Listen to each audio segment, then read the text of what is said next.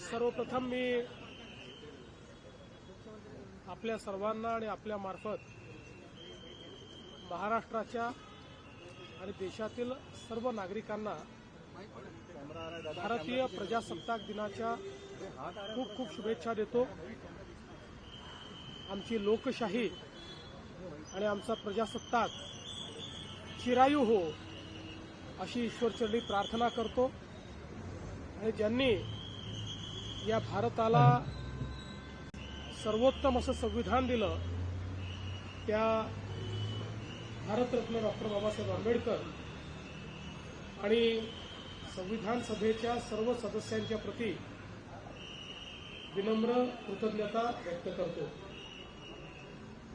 आज अतिशय आनंदाचा क्षण आहे की मुंबई महानगरपालिकेच्या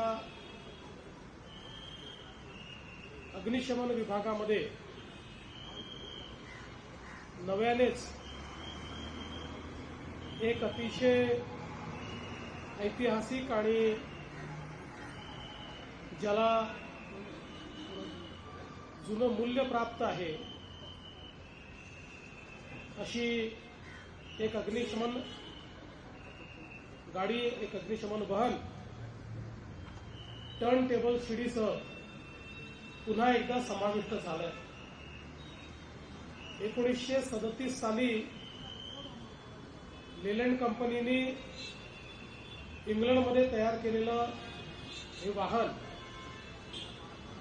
मुंबई महानगरपालिकेच्या ताफ्यामध्ये 1941 साली सम्मिलित झालं आणि विशेषतः 1944 साली मुंबईच्या गोदीमध्ये जे प्रचंड असं अग्निकांड झालं होतं त्यामध्ये या वाहनाने प्रमुख भूमिका निभावत अग्निशमनाचं काम केलं होतं। आणि असं हे एक वाहन जे मुंबई महानगरपालिकेकडे एक प्रकारे अनयुज्ड अशा पद्धतीनं आता ठेवलं होतं, कारण त्याची क्षमता संपली होती। त्याचं रेस्टोरेशन करण्याचा निर्णय महानगरपालिकेने आणि आयुक्त भूषण गगरानी यांनी घेतला आणि रेमंड्सचे श्री गौतम सिंघानिया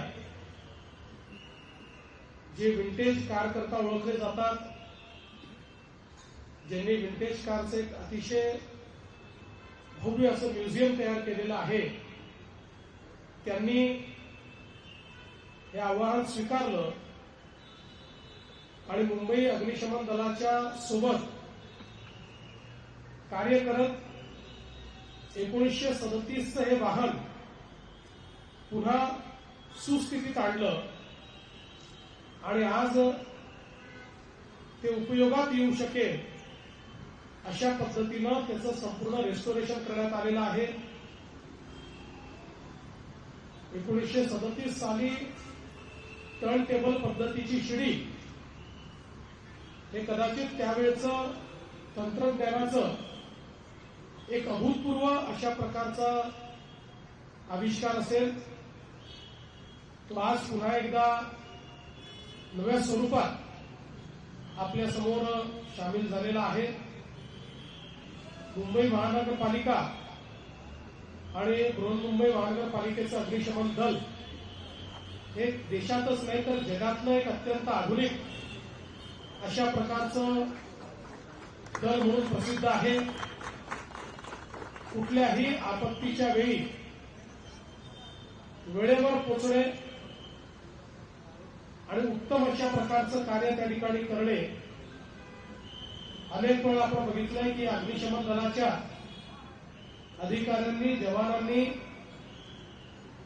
आपल्या जीवाचं बलिदान करून देखील मुंबईतल्या नागरिकांना वाचवण्याचं काम केलेलं आहे।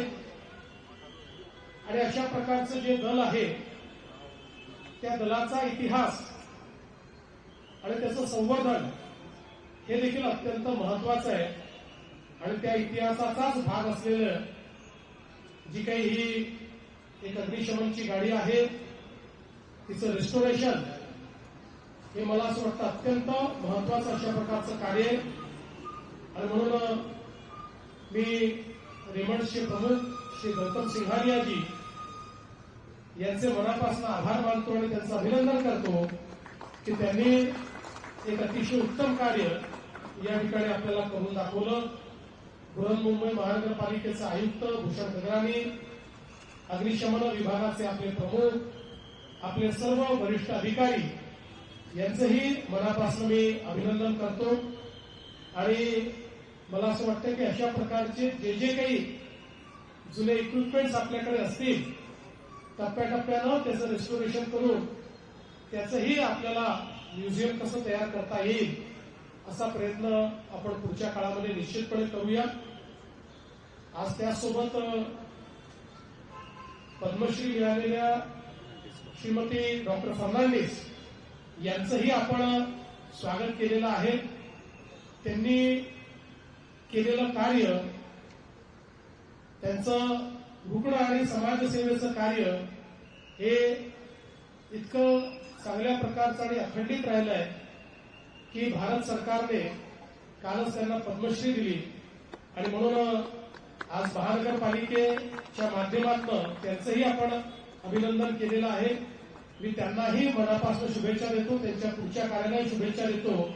आणि या टर्न टेबल शिडीच्या या नव्याने लोकार्पण कार्यक्रमामध्ये मला निमंत्रित केलं त्याबद्दल बृहन्मुंबई महानगरपालिकेचे आभार मानून मी माझे 2 शब्द संपवतो. धन्यवाद.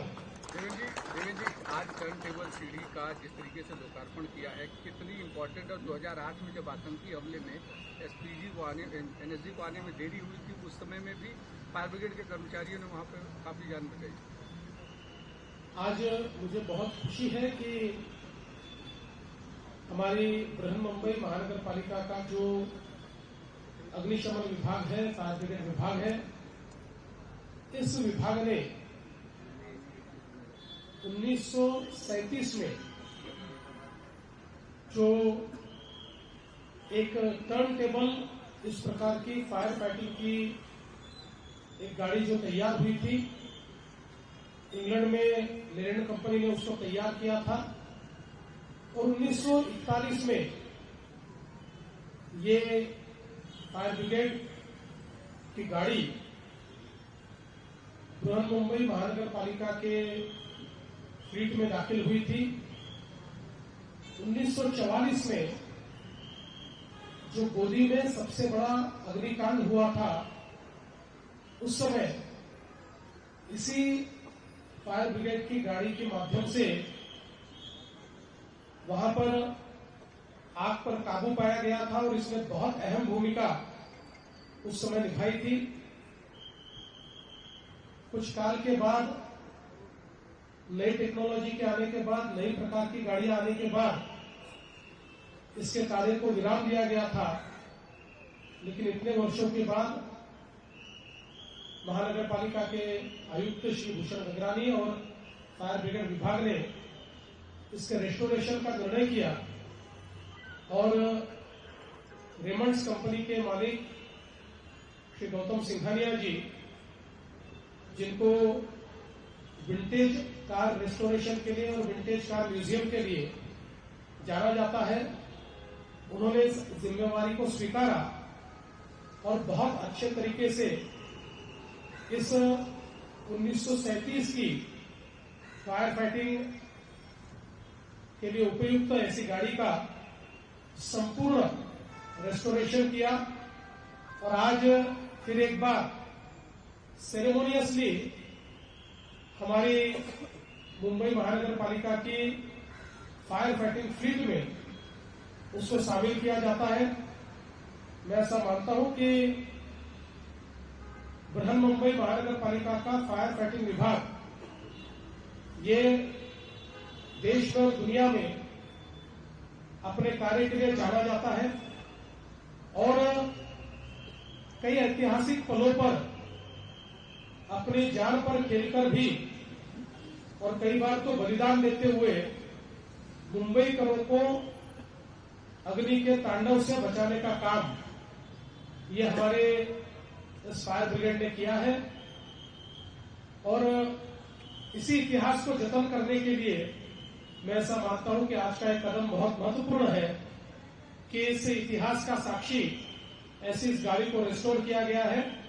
मैं महानगर पालिका को बहुत बहुत शुभकामनाएं देता हूं। सर आजकाल एक दोन प्रश्न विचारायचे की एकतर महापालिकेवर भाजपने विजय मिळाल्यानंतर तुम्ही पहिल्यांदा आलाय, महापौर इथे कधी येणार आहे? कारण की तुम्ही दावा असला होता त्यामुळे हा विषय थांबला असं म्हणतात. आणि दुसरं की भगतसिंग कोश्यारी यांना जे पद्म पुरस्कार दिलाय त्याच्यावरून राजकीय आरोप फार मोठ्या प्रमाणामध्ये होतात, विरोध केला जातो त्या पुरस्काराला.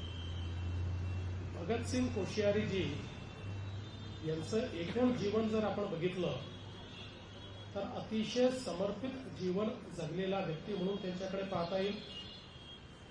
आणि या देशाच्या एकूण प्रगतीमध्ये ज्यांनी हातभार लावला त्यांच्यापैकी ते एक आहेत. आणि त्यांनी केलेलं सर्वात महत्वाचं कार्य म्हणजे आपल्या सेनेकरता 1 रँक 1 पेन्शन जी सेनेची मागणी होती त्या समितीचे संसदीय समितीचे अध्यक्ष भगतसिंग कोश्यारी जी होते. आणि त्यांच्या रिपोर्टवर भारत सरकारने इतक्या वर्षाची जी सेनेची मागणी होती 1 रँक 1 पेन्शनची ती मागणी मान्य केली. आणि त्यामुळे ज्या व्यक्तींनी हेच नाही तर पहाडी क्षेत्रातलं त्यांचं कार्य, नेपाळसोबत भारताचे संबंध सुदृढ करण्याचं त्यांचं कार्य, अशा विविध अंगी कार्यामुळे त्यांना पद्मश्री दिलेली आहे. मला असं वाटतं की काही छोट्या मनाचे लोक या ठिकाणी एक प्रकारे विवाद उभा करतायत. खरं म्हणजे मला कुठल्याच विवादात पडायचं नाही, पण काही लोकांच्या काळामध्ये काय काय घडलंय आणि कोणाला पद्मश्री मिळाली आहे हे जर मी सांगायला लागलो तर आजच्या दिवसाचं ते औचित्य राहणार नाही, म्हणून मी त्याबद्दल काही बोलत नाही. देवेंद्र जी पद्मश्री पुरस्कार